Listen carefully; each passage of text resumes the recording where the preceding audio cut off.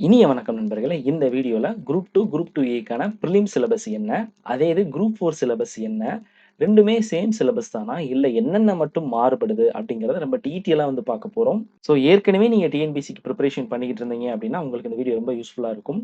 இப்பதான் புதுசா நீங்க டிஎன்பிஎஸ்சிக்கு பிரிப்பரேஷன் பண்றீங்கங்கிற பட்சத்துல, ஜஸ்ட் இந்த சிலபஸ் மட்டும் நீங்க ஃபாலோ பண்ணாலே போதும். ரொம்ப எளிமையா பாஸ் பண்ணிடலாம். ஏற்கனவே நம்ம ஸ்கூல் புக்ல எத எத படிக்கலாம் அப்படின்னு ரொம்ப டீட்டெயிலா வந்து ஒரு வீடியோ போட்டிருந்தோம். இனி வரும் நாட்கள்ல அதவே ரொம்ப ஃபில்டர் பண்ணி எந்தெந்த போர்ஷன் ரொம்ப முக்கியமானது அப்படிங்கறத இம்பார்ட்டன்ட் குடுத்துட்டு, அதுக்கேத்த மாரி பிளான் வந்து ரெடி பண்ணலாம். இப்போதைக்கு டிஎன்பிஎஸ்சி சிலபஸ் என்ன குடுத்திருக்காங்க, அதுல என்ன மட்டும் வேரியேஷன் ஆகுது அப்படிங்கறத மட்டும் தெளிவா வந்து பார்க்கலாம். சோ ஃபர்ஸ்ட் உங்களுக்கு லெஃப்ட் சைடு இருக்கிறது குரூப் 2க்கான சிலபஸ், ரைட் சைடு இருக்கிறது குரூப் 4க்கான சிலபஸ். நெக்ஸ்ட் எக்ஸாம் பேட்டர்ன் பத்தி நான் சொல்லித்தான் தெரிய வேண்டியதுங்கிறது இல்ல. குரூப் 2க்கும் குரூப் 4க்கும் சேம் தான். என்ன ஒண்ணு அப்படின்னா, குரூப் 2ல நீங்க வந்து பொது தமிழுக்கு பதிலா பொது ஆங்கிலம் எடுத்துக்கலாம். ஆனா குரூப் 4ல பொது ஆங்கிலம் கிடையாது. முழுக்க முழுக்க பொது தமிழ் மட்டும் தான் வந்துகிட்டு இருக்கும். இப்ப குரூப் 2ல பிரிலிம்ஸ்க்கான சிலபஸையும், குரூப் 4க்கான சிலபஸையும் தான் கம்பேர் பண்ணிட்டு இருக்கோம். மெயின்ஸ்க்கு நம்ம அப்புறம் வந்து பார்க்கலாம். சோ குரூப் 2, குரூப் 4க்கு சிலபஸ்ல ஃபர்ஸ்ட் இருக்கிறது பொது தமிழ். 2மே சேம் சிலபஸ் தான். அதனால பொது தமிழ் ஓரியன்டடான சிலபஸ் கன்ஃப்யூஷன் ஆயிக்கிற வேணாம். மெயினா ஃபோக்கஸ் பண்ண வேண்டியது நம்ம ஜெனரல் ஸ்டடீஸ் மட்டும் வந்து ஃபோக்கஸ் வந்து பண்ணலாம். சோ இங்க லெஃப்ட் சைடு இருக்கக்கூடிய குரூப் 2 சிலபஸ்ல வந்து கவனிச்சு பார்த்தீங்க அப்படின்னா, அறிவியல் அறிவு மற்றும் அறிவியல் உணர்வு, பகுத்தறிதல், பொருள் உணராமல் கற்றலும், கருத்துணர்ந்து கற்றலும், கடந்த காலம், நிகழ்காலம், எதிர்காலம் பற்றிய புரிந்து கொள்வதற்கான ஒரு கருவி அறிவியல் அப்படின்னு குரூப் 2க்கான சிலபஸ்ல குடுத்திருக்காங்க. ஆனா குரூப் 4ல அது கிடையாது. சோ நோட் பண்ணிக்கோங்க. மீதி இருக்கக்கூடிய எல்லாமே சேம் சிலபஸ் தான். சோ உங்கள குழப்பக்கூடாது அப்படிங்கிறதுனால, எதெது மட்டும் மாறுபடுதுங்கிறத மட்டும் சொல்றேன். சோ மாறுபடக்கூடிய ஒண்ண மட்டும் சொல்லி முடிச்சதுக்கு அப்புறம், இந்த வீடியோவோட இறுதியில என்னோட தனிப்பட்ட கருத்து ஒண்ணு சொல்றேன். கண்டிப்பா அந்த கருத்த ஃபாலோ பண்ணீங்க அப்படின்னாலே, உங்களால எளிமையா வந்து பாஸ் பண்ண முடியும். சோ நெக்ஸ்ட் இருக்கிறது நடப்பு நிகழ்வுகள் வந்து இருக்கு. அத வந்து பாருங்க. ஆனா அதே இது குரூப் 4ல வெறுமனா 3 பாயிண்ட் தான் குடுத்திருக்காங்க. ஆனா நம்ம குரூப் 2 எடுத்துக்கிட்டீங்க அப்படின்னா, கிட்டத்தட்ட நெறைய பாயிண்ட் குடுத்திருக்க மாதிரி தான் இருக்கும். ஆனா அனலைஸ் பண்ணோம் அப்படின்னா, ரொம்ப சிம்பிளான ஒண்ணு தான். கிளீனா எக்ஸ்ப்ளைன் பண்றேன் பாருங்க. ஃபர்ஸ்ட் கரண்ட் அஃபேர்ஸ்ல வரலாறு அப்படின்னு இருக்கு. அதாவது நான் ஹைலைட் பண்ணியிருக்கிறது மட்டும் தான் டிஃபரெண்ட். அத பார்த்துக்கோங்க. வரலாறுன்னு இருக்கு. வரலாறுங்கிறது ஒண்ணுமே கிடையாது. இப்போ ஒரு எடுத்துக்காட்டா ஒரு டிவைஸ் கண்டுபிடிக்கிறாங்க, ஏதாவது ஒரு மருந்து கண்டுபிடிக்கிறாங்கன்னா, அத பற்றிய வரலாறு. இதுக்கு முன்னாடி இந்த மருந்து யாரு கண்டுபிடிச்சிருந்தாங்க? இப்ப அது யார் வந்து மாத்தியிருக்காங்க அப்படிங்கிறது. அடுத்து இருக்கக்கூடிய ஆட்சியியல், இந்தியாவில் அரசியல் கட்சிகளும், ஆட்சியியல் முறைமைகளும், பொது விழிப்புணர்வும், பொது நிர்வாகமும் அப்படின்னு சொல்லி குடுக்குறாங்க. சோ இது ரொம்ப சிம்பிளா சொல்லணும்னா, நமக்கு தெரிஞ்ச எடுத்துக்காட்டே சொல்லலாமே. இப்ப PUBG பேன் பண்றாங்க, ஃப்ரீ ஃபயர் பேன் பண்றாங்க. அதே மாரி BGMI பேன் பண்றாங்க. இன்னும் பலதரப்பட்ட சைனா ஆப்லாம் பேன் பண்றாங்க. இதெல்லாம் எந்த ஆர்டிகிள் கீழ வந்துட்டு பேன் பண்றாங்கங்கிற சொல்றக்கூடியதான் என்னன்னா, அந்த பாலிடி கீழ வந்துட்டு வரும். அது ஒண்ணு. இது போக, இப்ப ரீசென்ட்டா குடியரசுத் தலைவர் தேர்தல் நடந்தது பார்த்தீங்களா? அது ஓரியன்டடா இருக்கக்கூடிய கேள்விகள். அதே மாரி அரசியல் கட்சிகள் கொண்டு வரக்கூடிய நலத்திட்டங்கள். ஒவ்வொரு மாநிலத்திலும் இருக்கக்கூடிய ஆட்சியல் முறைமைகள் என்ன? அதுக்கப்புறம் பொது நிர்வாகம், பொது விழிப்புணர்வு எந்த லெவல்ல இருக்குங்கிறத சொல்றது தான் என்ன அப்டின்னா, இந்த குரூப் 2க்கான போர்ஷன். ஆனா, குரூப் 4ல அந்த போர்ஷன் இருக்காது. நல்லா பாருங்க. குரூப் 4ல அந்த போர்ஷன் இருக்காது. அதுக்கு பதிலா என்ன குடுத்துருக்காங்கன்னு பாருங்க. செய்திகளில் இடம்பெற்ற சிறந்த ஆளுமைகளும், இடங்களும். ஆளுமை அப்படிங்கக்கூடியதே வந்துட்டாலேவும், ஒரு சிறந்த பெர்சனையும் சொல்லும். அந்த குறிப்பிட்ட மாநிலம் இல்லாட்டி வந்து ஒரு நாட்டையும் வந்து சொல்லும்.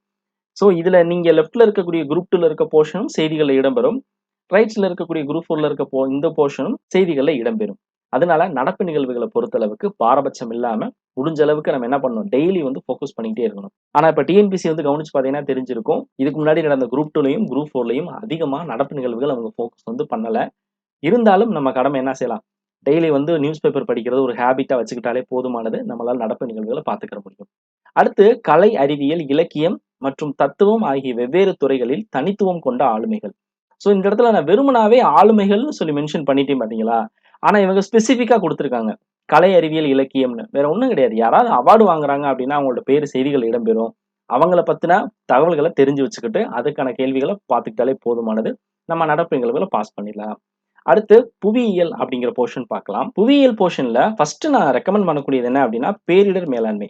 சோ ஜெனரலாவே பேரிடர் மேலாண்மை அப்படிங்கிறது ரொம்ப ரொம்ப இம்பார்ட்டன்டான ஒண்ணு.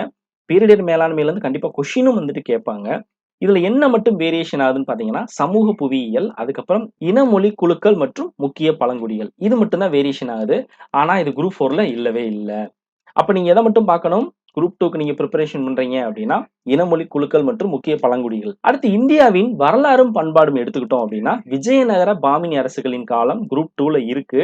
ஆனா அதுவே குரூப் 4ல இல்ல. சோ குரூப் 4க்கு மட்டும் நீங்க ஃபோக்கஸ் பண்றீங்கன்னா, விஜயநகர மற்றும் பாமினி அரசுகள தவிர்த்திறலாம். அடுத்து இந்திய சமூக பண்பாட்டு வரலாற்றில் மாற்றங்களும் தொடர்ச்சியும்ங்கிறது குரூப் 2ல இருக்கு. ஆனா குரூப் 4ல இல்ல. அடுத்து இந்தியா ஒரு மத சார்பற்ற நாடு, சமூக நல்லிணக்கம் அப்படிங்கிற குரூப் 2ல இருக்கு.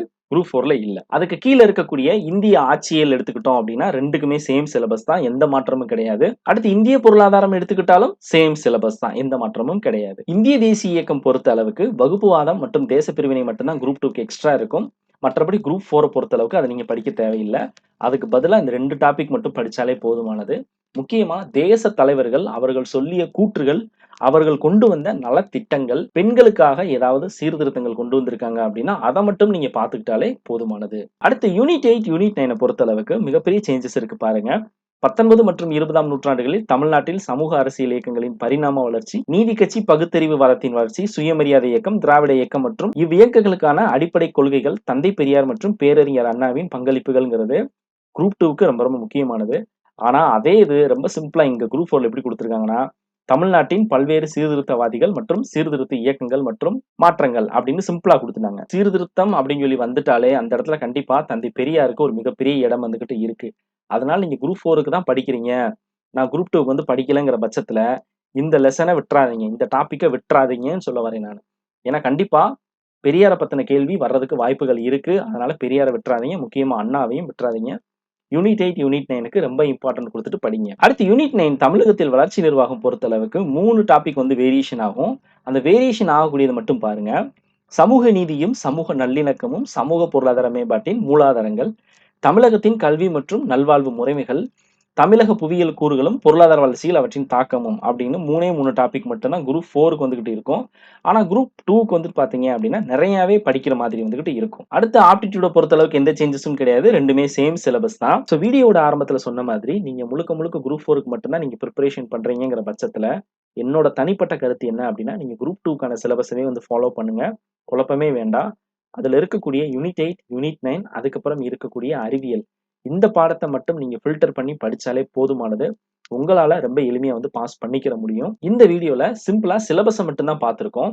இனி வரப்போற வீடியோக்கள்ல புக்ல எந்தெந்த பாடத்தெல்லாம் ரொம்ப தெளிவா எடுத்து படிக்கலாம் அப்படிங்கிறத ரொம்ப ஃபில்டர் பண்ணி நான் வந்து சொல்றேன். ஸோ இந்த வீடியோ பிடிச்சிருந்தா லைக் பண்ணிக்கோங்க. இது போன்ற தொடர்ச்சியான வீடியோக்களுக்கு சேனல சப்ஸ்கிரைப் பண்ணிக்கோங்க. மீண்டும் அடுத்த வீடியோல பார்க்கலாம் நண்பர்களே. நன்றி.